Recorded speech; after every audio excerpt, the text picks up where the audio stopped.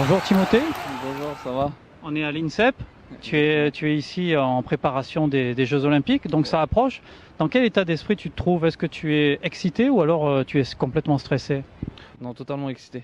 Alors tu as un parcours qui est quand même assez exceptionnel.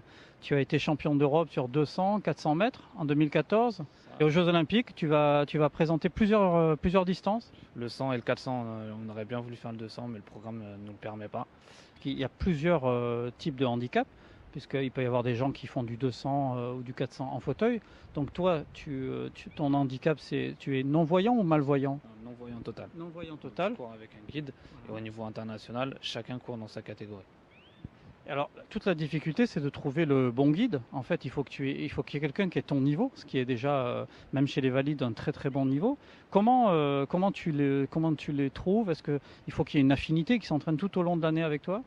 Tout à fait, sauf que la problématique, c'est même pas qu'il doit avoir mon niveau, il doit être supérieur à moi. Parce que vu que le guide doit toujours avoir une marge, même sur 100 mètres où c'est une ligne droite, il doit avoir une marge sur 100 mètres de 3 à 5 dixièmes, sur 200 de 8 dixièmes à 1 seconde 20, et sur 400 on évalue ça à 2 secondes, voire 2 secondes et demie. Donc quand on vise un 49,82, donc je parle de record du monde en l'occurrence, je ne vais pas viser 49,82, on va viser un 49 tout court. Si c'est en dessous, tant mieux. Ça nécessite que le guide il est en 47,0, voire moins. Donc ça, c'est très dur aujourd'hui en France à trouver des gars qui sont à ce niveau-là. Et effectivement, là, pour les Jeux, j'ai la chance d'être accompagné à la fois de Jeffrey John pour le 100 et de Fadel Belabous sur le 400. Il y a une volonté de ce guide aussi, puisque c'est un oui, peu au bien sûr. détriment de sa carrière, non? Fadel était un petit peu sur la fin et il cherchait un nouveau challenge, donc ça correspondait bien à ce qu'il recherchait.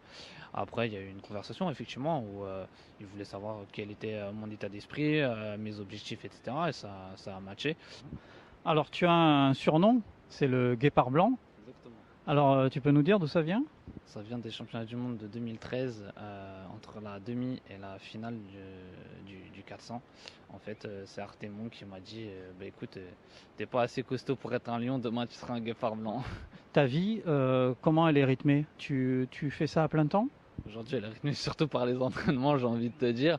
Après, c'est vrai que j'ai aussi, je te parlais de chance, j'ai une entreprise qui me fait confiance, qui est Keneo, qui est une entreprise experte dans l'événementiel sportif. On va suivre ça à la télé. Cette année, France Télévisions sort le grand jeu pour le handisport. Ils vont retransmettre la majorité des épreuves. Est-ce que c'est une bonne chose? Ça peut que être une bonne chose. Ça avait marché à Sochi. Et je crois que les gens avaient plutôt été réceptifs.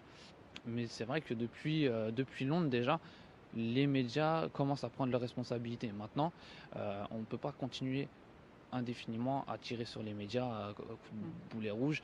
Il y a aussi une évolution des mentalités qui doivent être faites chez les gens et qui se rendent compte en fait que les paras c'est de la perf.